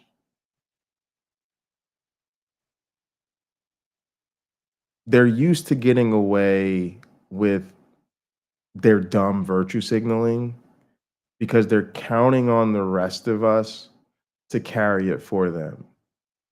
Think about what most Republicans would say before the Dobbs decision. They would say Roe versus Wade is established precedent. It's never going anywhere. We're not going to be doing anything about it. Meanwhile, the entire time they're doing everything they can. Whether you're running for dog catcher, are you pro-life or pro-choice? Because I only vote for pro-life candidates. Man, I'm going to be catching dogs and returning them to their owners, and my job really has nothing to do with that. Are you pro-life or pro-choice? Because I will not vote for a pro-choice garbage man. Right? That's how crazy these people were. Right? And the whole time, though, but what they were really doing was that was cool because it was their cute little game that allowed them to play their little, I'm pious, I'm holy, I believe that life begins at the moment of conception, so they could feed into their cult, right? Stay with the in-group morality. Meanwhile, benefiting from the fact that the rest of us would protect their reproductive rights. So then when they needed them, they were there.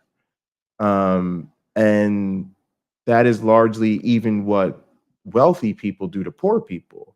And this is something that I think people should think more about because it kind of blew my mind a little bit when I thought about it. And I'll tell you where I started. I started thinking about it by thinking actually about DEI programs. When you look into who actually takes the most advantage of things and programs and policies that we put in place to protect marginalized people, it's actually privileged people.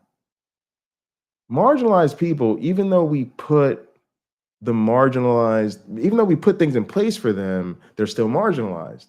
So they're actually, even though it's there for them, they're still less likely to take advantage of those things. We fear reprisal. We don't really trust things are going to go well. We don't want people trying to get retribution on us. We don't want to get a reputation for playing the race card or the gender card or whatever it is, right? So there's a lot of reasons, though, even though these things happen to us and even though they're things that are put in place for us, we don't necessarily always take advantage of them. And even if we did take advantage of them, by definition, there's not that many of us. So we're not going to be most of the cases, right? But people in privileged positions are, they have an anti-male bias and the teacher in my sociology class is picking on me for being a white guy. They have an anti-Christian bias and I get complaints all the time. My professor doesn't like me because he's an atheist. How would I even know what religion you are? And I assume most of my students are Christian. So why did everybody else do perfectly fine except for your ass who didn't show up to class and doesn't do your work and is disrespectful? Did you ever think maybe that's why you got it back? But we've really noticed this. We've literally noticed at institutions that like it's literally largely privileged Christian white kids that do most of the complaining about prejudice and discrimination and things like that, right? And it's fucking weird. So now apply this to economics. Most rich people, the super wealthy, they're super fucking tightwads. So they're taking advantage of all the fucking government programs. Think about why rich people rarely file for bankruptcy, because they start bullshit shell companies and LLCs, and then they use a government program to absorb all of their risk, and then when they're terrible business people and they lose all the goddamn money, they go, oh well, I guess I'll just have to file for bankruptcy with this business. I don't have to personally file for bankruptcy, but thank God there's this great government program to let my company file. But Donald Trump has filed for bankruptcy 6 times with companies. So, you talk about if there's a grant to start up new businesses, who gets it? The rich guys go in there and they make sure they get all that goddamn grant money, right? They make sure if there's a program that subsidizes whatever field they're in, that they're the one. So they are the people who even, yes, they take advantage of the programs they put in place. Now they could talk shit like they don't want them and they don't need them and they support deregulation and da da da da da. But as soon as the regulatory agency says, oh, there's contract money available to do inspections, just like that, again, who you think is the first one eating up all them contracts? So it's another situation where they like to blow hard and say what there's, and they're counting on the rest of us to keep those things in place so they can continue to be hypocrites. It's crazy. All right, let's look at this comment. Social stigma keeps people away from support. Entitlement among the majority allows for the exploitation of programs. Boom, I could not have said it any better. I could not have said it any better, Fox. All that talk about atheists not having a grounding for their moral values was just complete bullshit. It's meaningless to you. What's the point of having a moral compass if you completely disregard it? If you don't care about what's going on right now, what you can see and hear in the videos and photographs, what you can read about in the letters from doctors who write of holding the brains of children in their hands, if you don't care about what's happening in your era and in your lifetime, then why the fuck would you care about what's in this?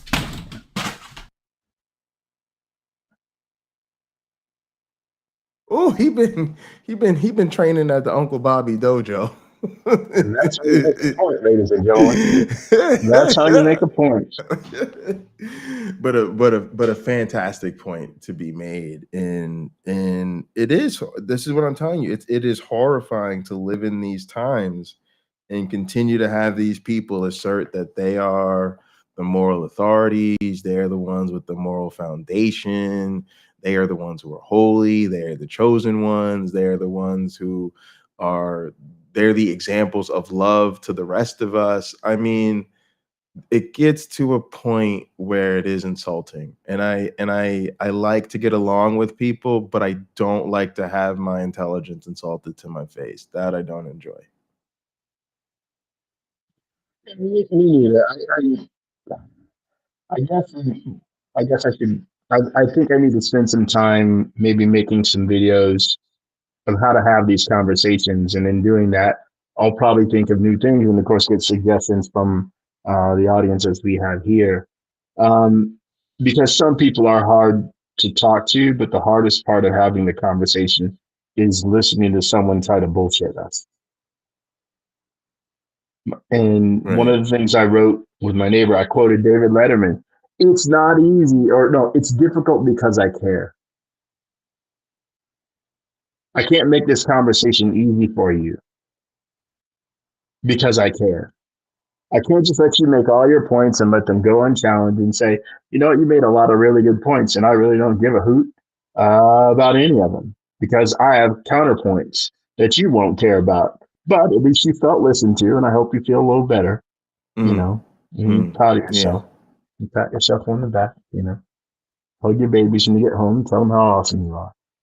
It's just we live, audience, pocket locker. We live in a very difficult time, and we live in a very difficult place. In a few months, we'll have a new president in office, or we recycled one as a nation. Who knows? And most people's lives will not be different because of it. They just won't. It'll be basically the same. When my neighbor complains about the price of gasoline, if you saw what he drove, a high performance BMW, he's got like an $80,000 Ford truck with giant tires on it. He's got like a high performance sedan as well, and a van to take his disabled children around in. Every single vehicle he owns is a gas guzzler. Every single one. And I asked him, so if I were to revert the price of gas to what it was in 2019, can I also deduct your increased earnings from your salary? No.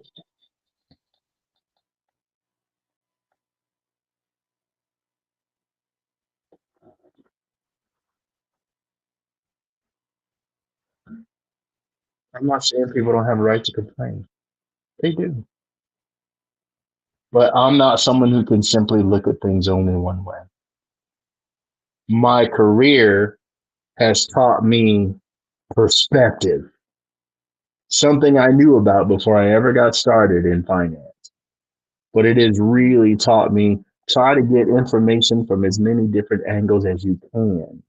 Because if you have to build a budget around this thing people want to accomplish, you darn sure need to know the various disciplines and what they require so that you can give the most accurate financial picture before everything starts, right? Before the real money's spent. But you will meet people like my neighbor who refuse to understand that what part of what they see today is progress.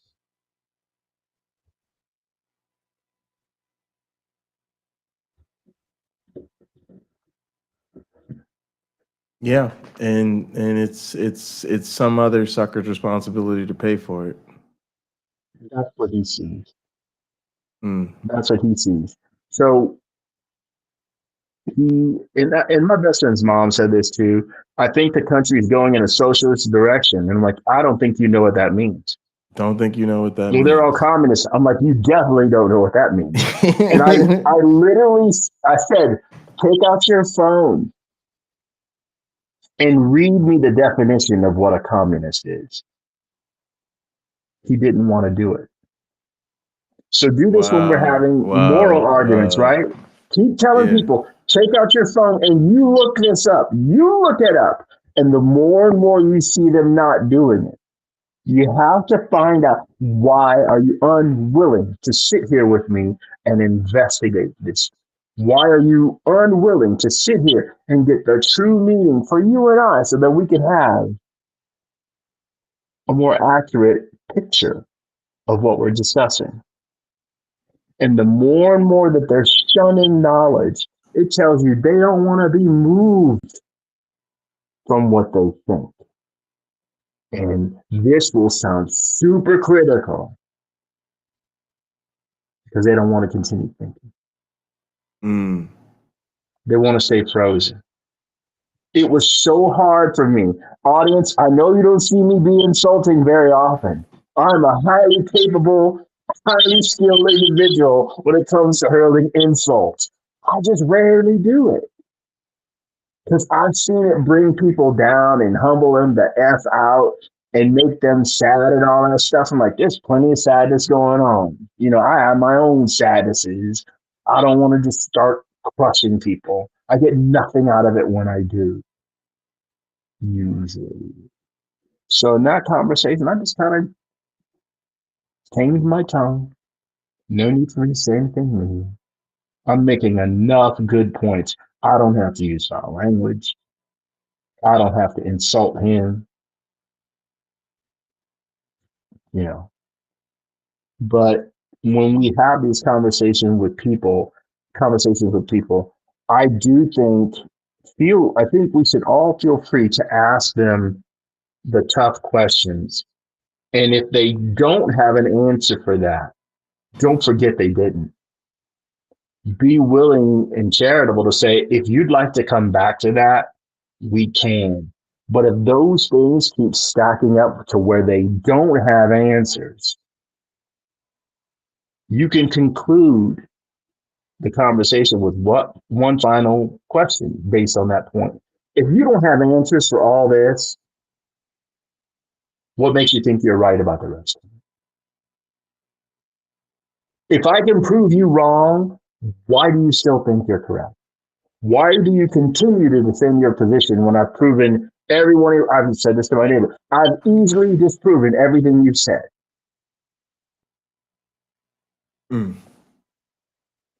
Zero impact on the conversational level. Why is that? As I work on a budget for a project, I'll have some director of one of the aspects of the process, right? They'll bring me a list. Hey, here's my staffing needs. Here's my schedule. I think I can stick to this schedule, but I know other schedules affect mine. Okay, so here's what I need. The next person comes in. Here are my staffing needs. Same thing. It just keeps going over and over. Then there's a director for the whole project that'll come in and say, well, I got the same data you did, but here's what I want to happen. Here's how I really want people scheduled. And I need you to make a budget based on this. By the way, add people here, take them away here, blah, blah, blah, blah. And I'm doing all this, right? I have an education training that taught me how to do all this, to give people an accurate picture of what it's going to cost.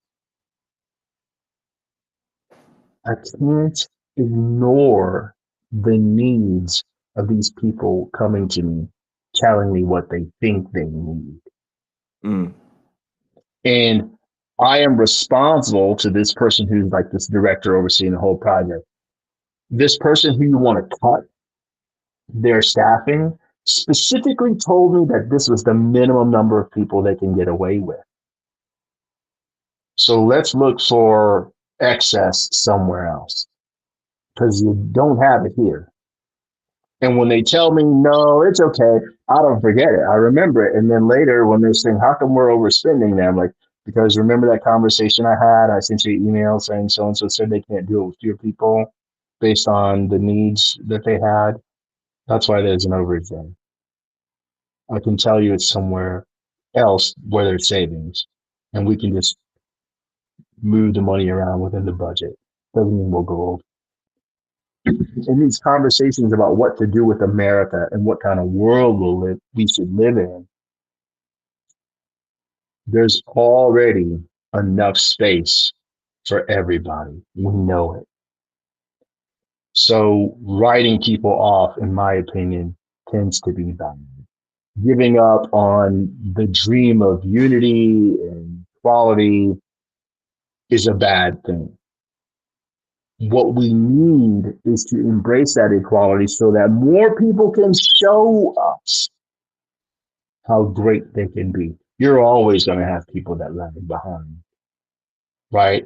If 90% of the students at a school were A students, I mean, really, they tested so well, they were A students, you still have 10% that aren't. Yeah.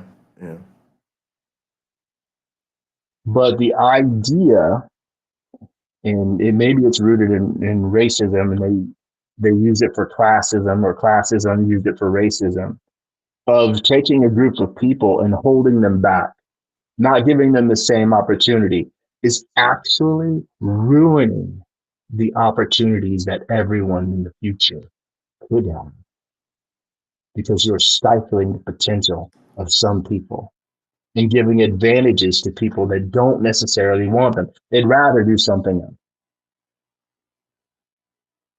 Sadly, that's not easy enough for most people to see that have power to hold others back, to restrict them. I don't want them to have what I have. That means I can't have it. You know, but whatever. All right, folks, that's gonna do it for us today. I definitely agree with Dark Matter that I think a lot of what we see now has rendered the moral arguments for faith quite useless. Yeah, they are terrible. But I do think it's time to have the moral conversation with the believers in terms of confronting them with the reality that their belief system is in fact not moral. Nor did they invent morality. Nor did they invent morality. I think Exactly. that's a key point that is forgotten. We didn't arrive at the first century for Jesus to be born then with people stealing, nor did we arrive at the time before Moses, right? Before Moses wrote down the initial 10 commandments where stealing is forbidden. People understood these things for thousands of years before that. Right? Christianity, nowhere in the Bible is a moral invented. Nowhere. Back to front. So they don't own morality. And if I'm in the conversation, allow me to alert you to a few problems with the biblical text and morality, like selling your daughters or sons into slavery, like owning slaves, period, like stoning homosexuals to death, like stoning your daughter if she had sex before she was married, and so on. And we could just go on and on and on about the idiocy in that book. Now, I wasn't charitable like I normally am by saying they were doing the best they could. I don't believe that's the case with those examples I gave. They were not. Me either. Me either. All right, They were gang. That's stupid gonna to create the go ahead. rules and stupid to follow. I'm sorry. No, you're good. You're good. So yeah, do you have anything else? On this one, I probably could talk a much longer time, but it's better if Yeah, I me too. don't. All right, gang. Thank you so much to all the mods and Yes, everybody thank you. else in chat. Please like the video, subscribe to the channels if you haven't already. Leave us a comment later on if you're watching later. Thank y'all Please so do. much. All right, be good to yourselves. And each other. We'll see you.